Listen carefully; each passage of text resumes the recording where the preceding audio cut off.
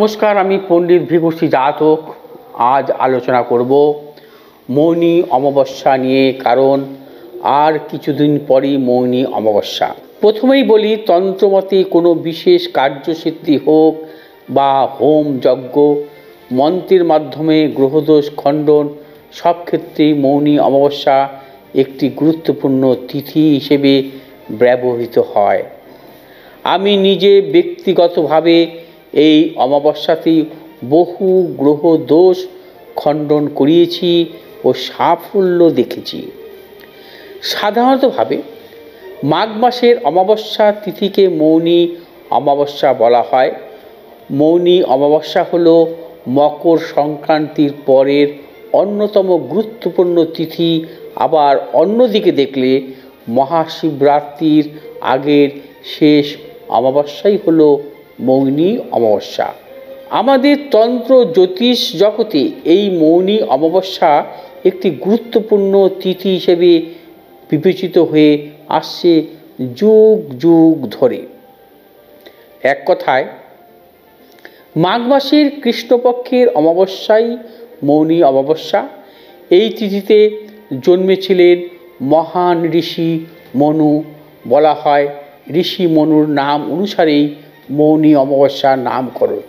সংস্কৃতে মৌনী শব্দের অর্থ হল যে কথা বলতে বা শব্দ উচ্চারণ করতে পারে না, অর্থাৎ যে চুপ, অর্থাৎ নিস্তব্ধ অবস্থায় থাকে।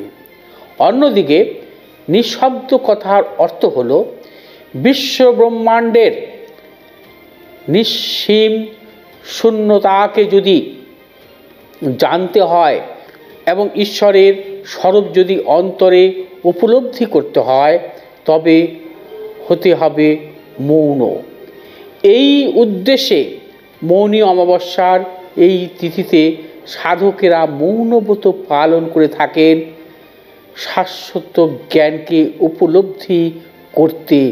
প্রকৃত সাধক এই তিথিতে মৌনব্রত পালনের মাধ্যমে কুণ্ডলিনীকে জাগ্রত করতে পারেন এবং অসীম শক্তির অধিকারী হতে পারেন।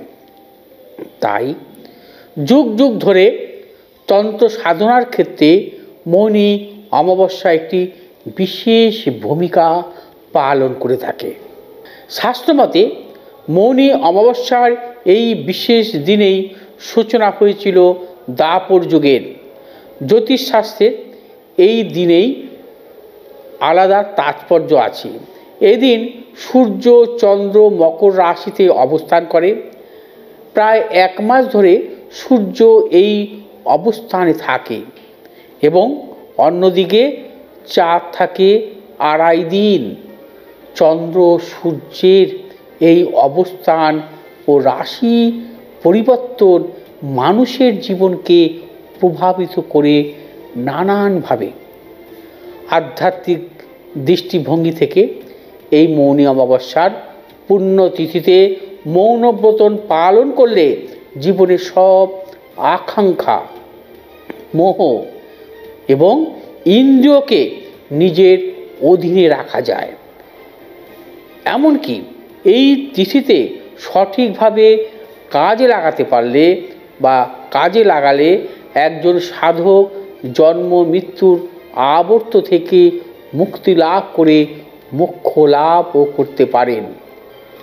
নিজেদের কর্মফল থেকে মুক্তি লাভের আশায় ত্রিবেণী সহ দেশের বিভিন্ন নদী সঙ্গমে স্নান করেন লক্ষ লক্ষ মানুষ। মাঘ মাসে পবিত্র গঙ্গা এবং অন্য নদীতে স্নান করা মানেই শুভ, কিন্তু মনে করা হয় মৌনী অমাবস্যার এই স্নানের মাহাত্ম্য গুণ আরও অনেক বেশি। জ্যোতিষীদের মতে মৌন ব্রত পালন করে অমাবস্যায় যদি গঙ্গা স্নান করা যায়, তাহলে মানব জীবনের বহু জন্মের পাপ ধুয়ে যায়।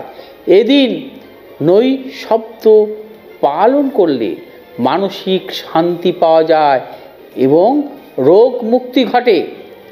বহু মানুষের বিশ্বাস এই তিথিতে স্বর্গের দেবতারা নেমে আসেন মর্তে এবং প্রয়াগরাজের গঙ্গা যমুনা সরস্বতীর মিলনস্থলে ত্রিবেণীর সঙ্গমে পুণ্য স্নান করেন। এই তিথিতেই আপনারাও চাইলে কাজে লাগাতে পারেন এবং সেক্ষেত্রে মেনে চলতে হবে কয়েকটি শাস্ত্রীয় নিয়ম। এই অমাবস্যা তিথিতে নেশা থেকে দূরে থাকুন, কাউকে কুকথা বলবেন না, যথাসম্ভব সৎ চিন্তা নিজেকে নিয়োজিত রাখবেন।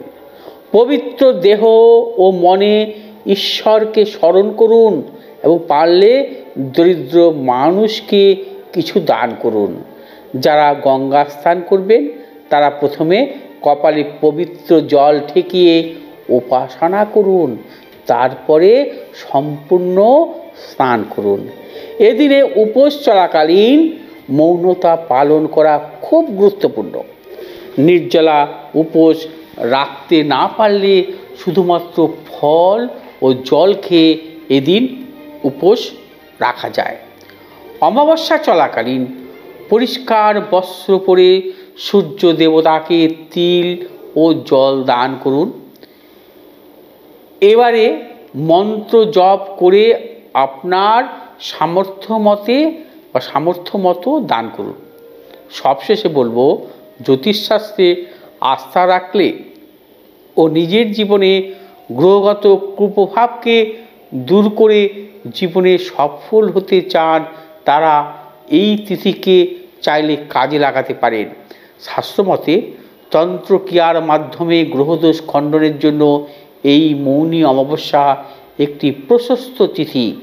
এই দিন আপনাদের মা হৃদয়েশ্বরী সর্বমঙ্গলা এবং একই সাথে তারাপীঠে শাস্ত্রমতে গ্রহদোষ খণ্ডনের উদ্দেশ্যে বিশেষ পুজো পাঠের আয়োজন করা হয়েছে। যোগদানের জন্য যোগাযোগ করতে পারেন। ভালো থাকুন, সুস্থ থাকুন। নমস্কার।